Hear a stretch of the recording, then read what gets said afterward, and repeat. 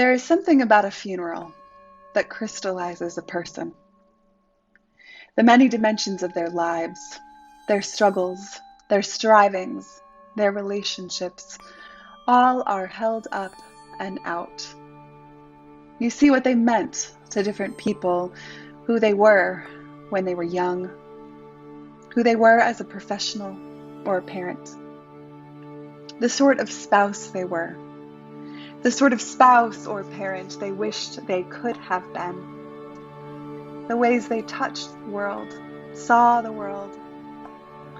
Their eccentricities and particularities are remembered with tears and pride, their successes celebrated, lifted up to edify and inspire. Their failings and faults are held gently, seen with an empathy not often granted by the world when one is alive. In the reality of death, the logistics and the details that fill up time and space between people melt away. And what truly mattered about a person is brought forward, lifted up, cherished. On Ash Wednesday, the Church invites us to our own funerals, invites us to look at our own lives, clarified by the reality of death.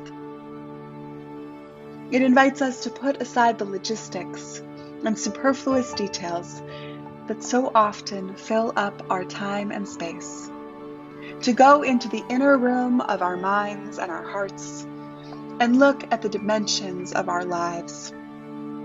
Who are we right now? Who have we been? Who are we becoming? Who do we want to be? We are asked to answer those funeral questions.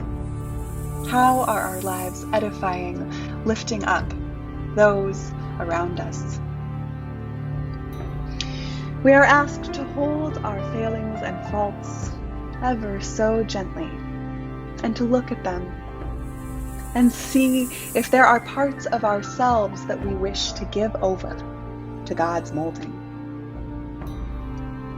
The words spoken at a funeral are spoken too late for the one who is dead. Today we remember that we will one day die and disintegrate like the dust that we are, and we will not hear the words spoken about us. Today we walk into the darkness. We walk into the tomb.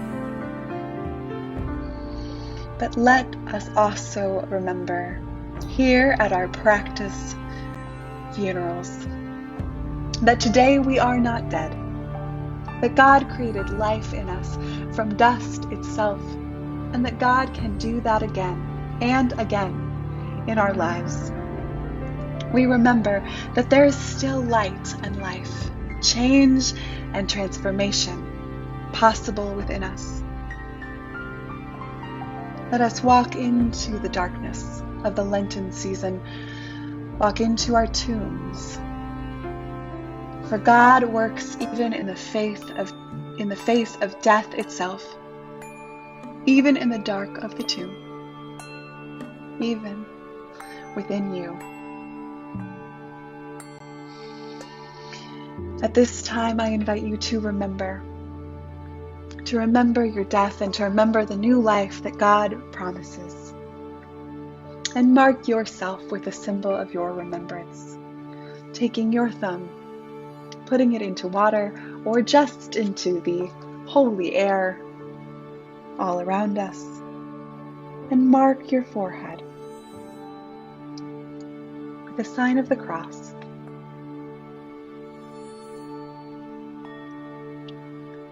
Remember that from dust you came, to dust you will return, but today you live. So go and revel in God's promise and mercy and love. Praise be to God, and amen.